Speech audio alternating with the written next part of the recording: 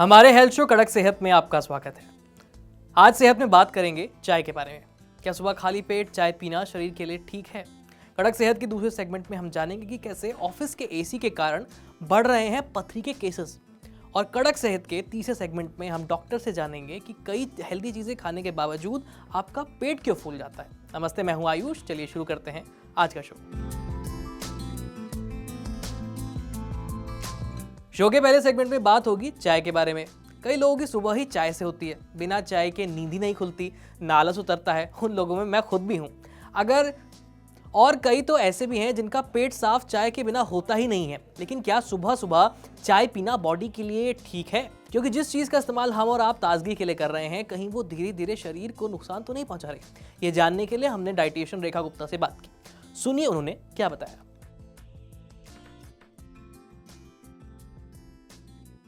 सुबह खाली पेट चाय या कॉफ़ी लेने से हमें काफ़ी तकलीफ हो सकती है। पहला, सुबह चाय कॉफ़ी लेने से गैस और एसिडिटी हो जाती है। हम सुबह सुबह जब चाय कॉफ़ी लेते हैं, कैफीन लेते हैं, तो हमको एसिडिटी होती है, जलन होती है और उससे बहुत ब्लोटिंग हो जाती है, जिससे पेट में बहुत तकलीफ होती है। दूसरा, हमारा कॉर्टिसोल स्पाइक करता है। सुबह जब उठते हैं तब स्ट्रेस हार्मोन ऑलरेडी हमारा हाई रहता है। कैफीन पीने से ये और बढ़ जाता है, जिसके कारण हमें दिन भर फैटीग, थकान, रेस्टलेसनेस और एंजाइटी रहती है। तो ये ठीक नहीं है। तीसरा, आयरन एब्जॉर्प्शन। ये खासकर जब हम चाय लेते हैं सुबह सुबह तो हमारी बॉडी में आयरन एब्जॉर्प्शन कम हो जाता है और खासकर ये प्रॉब्लम महिलाओं को ज़्यादा होती है। इसीलिए हमारा जो औरतें सुबह सुबह चाय लेती हैं, खाली पेट लेती हैं, बिना कुछ खाए पिए लेती हैं, तो उससे उनको आयरन की कमी हो जाती है और उनको अनीमिया हो जाता है। सुबह उठने के बाद तुरंत चाय कॉफी न लें। कम से कम 45 से 60 मिनट का गैप दें। अब आप पूछेंगे कि इस समय हम क्या करें? तो ऐसे समय में आप गुनगुना पानी नींबू डाल के पी सकते हैं। गुनगुना मेथी पानी, रात को मेथी भिगा के या जीरा भिगा के और उसको सुबह गर्म करके पी सकते हैं। हर्बल वाटर ले सकते हैं, आप कोकोनट वाटर ले सकते हैं। इस टाइप की चीज़ें पीजिए और सुबह सुबह खाली पेट चाय या कॉफ़ी मत पीजिए। आप हल्का नाश्ता करके उसके बाद आधा घंटा रुक के चाय कॉफ़ी ले, वो सबसे अच्छा है, क्योंकि उससे डाइजेशन भी बेटर होगा और आयरन का एब्जॉर्प्शन भी बेटर होगा और आपको एसिडिटी और गैस होने के चांसेस कम है। तो इसका ये ऑल्टरनेटिव है, आप जैसे मैंने बोला नारियल पानी लीजिए, उससे आपको नेचुरल इलेक्ट्रोलाइट्स मिलेंगे। आप हर्बल टी लीजिए जिसमें दालचीनी, अदरक, लौंग, काली मिर्च और इन सब का मिश्रण हो, हल्दी हो। ये आपके लिए बहुत फायदेमंद है और एंटी इन्फ्लेमेटरी भी है। आप जैसे मैंने बोला जीरा पानी और मेथी पानी, ये सब पीजिए। या आप एक फल ले सकते हैं, उसके साथ ग्रीन टी भी आप ले सकते हैं, वो भी आपके लिए ज़्यादा फायदेमंद है। अगर आप सुबह सुबह कैफीन वाली चीज़ें जिसमें ज़्यादा कैफीन है, जैसे चाय या कॉफ़ी ना ले, तो वो आपके लिए फायदेमंद होगा। कई लोग कंप्लेन करते हैं कि कैफीन लेने के बाद उनको रात को नींद नहीं आती है। तो कैफीन, खासकर चाय कॉफ़ी का असर 6 से 8 घंटे रहता है। तो अगर आप 10 बजे सोते हैं तो आपको 2 से 3 बजे के बाद कॉफ़ी चाय का सेवन नहीं करना चाहिए। नहीं तो क्या होता है कि आपको नींद नहीं आती है, आपको रेस्टलेसनेस होती है और आपका फैटीग हो जाता है। और जब आप सुबह उठते हैं तो बहुत आप थकान में उठते हैं, फिर और ज़्यादा आप कैफीन लेते हैं। वो एक आपका विशियस सर्कल चल जाता है।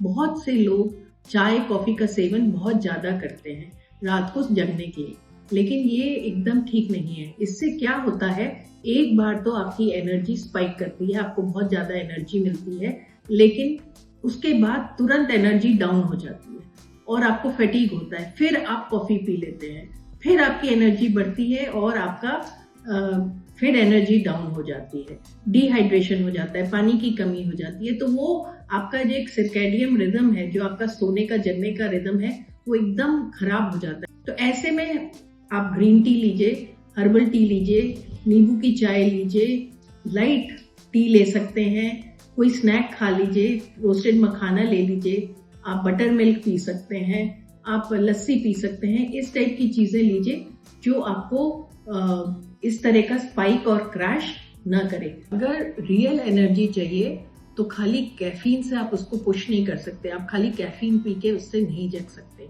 तो रियल एनर्जी चाहिए तो कैफीन का सहारा न लें, वो आपके लिए बेटर है। आप छोटी छोटी अपनी हैबिट्स चेंज करें और समय पे ही चाय कॉफ़ी लें, जो आपके लिए फ़ायदेमंद हो सकता है, बेनिफिशियल हो सकता है। तो सुना आपने, सुबह की जिस चाय से आप ताजगी महसूस कर रहे हैं, दिन भर में उसी चाय के कारण आपको बेचैनी महसूस हो रही है, आप ठीक से सो नहीं पा रहे हैं। इसलिए डाइटिशियन रेखा गुप्ता की बताई इन बातों का ध्यान रखिए, उनकी टिप्स को फॉलो कीजिए। फिलहाल इस सेगमेंट में इतना ही। अब बढ़ते हैं शो के अगले सेगमेंट की ओर, जिसका नाम है अंदर की बात।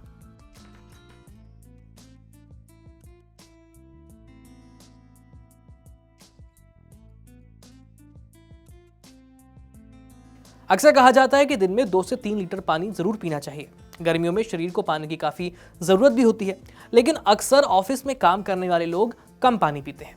पानी पीना कितना जरूरी है, ये आपको इस उदाहरण से समझ में आ जाएगा। 32 साल के एक सॉफ्टवेयर प्रोफेशनल हैं, जिन्हें अचानक से कमर के किनारे पर तेज दर्द होता है और फिर उल्टियां शुरू हो गई। उनकी लाइफस्टाइल आज के कई युवाओं जैसी ही थी। घंटों ऑफिस के एसी में बैठकर काम करना, लगभग ना के बराबर फिजिकल एक्टिविटी और दिन भर में 2 से 3 गिलास ही पानी पीना। खाने में ज्यादातर बाहर की चीजें और प्रोसेस्ड फूड खाना। जब जांच की गई तो पता चला कि उन्हें किडनी के स्टोन है। सबसे चौंकाने वाली बात यह थी कि वो इस परेशानी को पूरी तरह से रोक सकते थे। इलाज और सही सलाह के बाद उन्होंने अपनी आदतें बदली, पानी की मात्रा 2 से 3 गिलास से बढ़ा करके लगभग 3 लीटर तक की और नमक कम कर दिया। कुछ ही समय में उनकी तबीयत फिर से ठीक हो गई, सुधार आ गया और स्टोन दोबारा नहीं बने। डॉक्टर मोहम्मद तैफ बेंडीगिरी बताते हैं कि आज चिंता की बात यह है कि किडनी स्टोन अब सिर्फ उम्रदराज लोगों में नहीं बल्कि युवा वर्ग में भी तेजी से बढ़ रहा है। इसके पीछे 2 बड़े कारण हैं, कम पानी पीना और ज्यादा नमक वाला खाना खाना।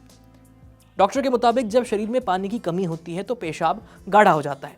ऐसे में कैल्शियम और ऑक्सलेट जैसे मिनरल्स आपस में जुड़कर छोटे छोटे क्रिस्टल्स बनाने लगते हैं। धीरे धीरे यही क्रिस्टल बड़े होकर स्टोन का रूप ले लेते हैं। इसे कुछ ऐसे समझिए जैसे किसी ग्लास में आप चीनी डालकर पानी कम कर दें तो जो थोड़ी सी चीनी घुलती है वो घुल पाती है, बाकी चीनी नीचे बैठ जाती है। ज्यादा नमक खाने से समस्या और ज्यादा बढ़ जाती है, क्योंकि इससे शरीर ज्यादा कैल्शियम पेशाब के जरिए बाहर निकालता है, जिससे स्टोन बनने का खतरा बढ़ जाता है। एक और बड़ा कारण है हमारी लाइफस्टाइल। लंबे समय तक एसी में रहने से प्यास कम लगती है और हमें पता भी नहीं चल पाता कि हमारा शरीर डिहाइड्रेट हो चुका है। स्टोन अक्सर चुपचाप बनता रहता है और तब तक पता नहीं चल पाता जब तक वो पेशाब के रास्ते को ब्लॉक न कर दे। उस समय अचानक से तेज दर्द उठता है, उल्टियां होती हैं, जलन महसूस होती है, ऐसे कुछ लक्षण सामने आते हैं। सबसे पहला और सबसे आसान उपाय है पर्याप्त पानी पीजिए। रोज कम से कम 2.5 से 3 लीटर पानी जरूर पीजिए, खासकर अगर आप गर्म जगह पर रहते हैं या फिर आपको ज्यादा पसीना आता है। दूसरा, नमक का सेवन कम कीजिए। पैकेज्ड फूड, चिप्स, अचार जैसी चीजों से दूरी बनाइए। तीसरा, बैलेंस्ड डाइट लीजिए। नींबू और संतरे जैसे फल फायदेमंद होंगे क्योंकि इनमें साइट्रेट होता है जो स्टोन बनने से रोकता है। अगर आपको पहले कभी किडनी का स्टोन हो चुका है तो नियमित रूप से चेकअप भी कराइए। अब बारी कड़क सेहत के आखिरी सेगमेंट की, यानी रोज का पोषण, जिसमें आपको मिलेगी न्यूट्रिशन के बारे में जानकारी।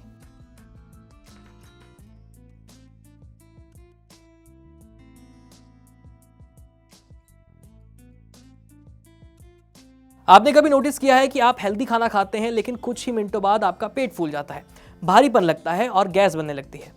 जब हम सही खा रहे हैं तो दिक्कत क्यों हो रही है? इसका जवाब दिया है डॉक्टर सौरभ सेठी ने। डॉक्टर सौरभ का कहना है कि ब्लोटिंग यानी पेट फूलना एक आम समस्या बन चुकी है।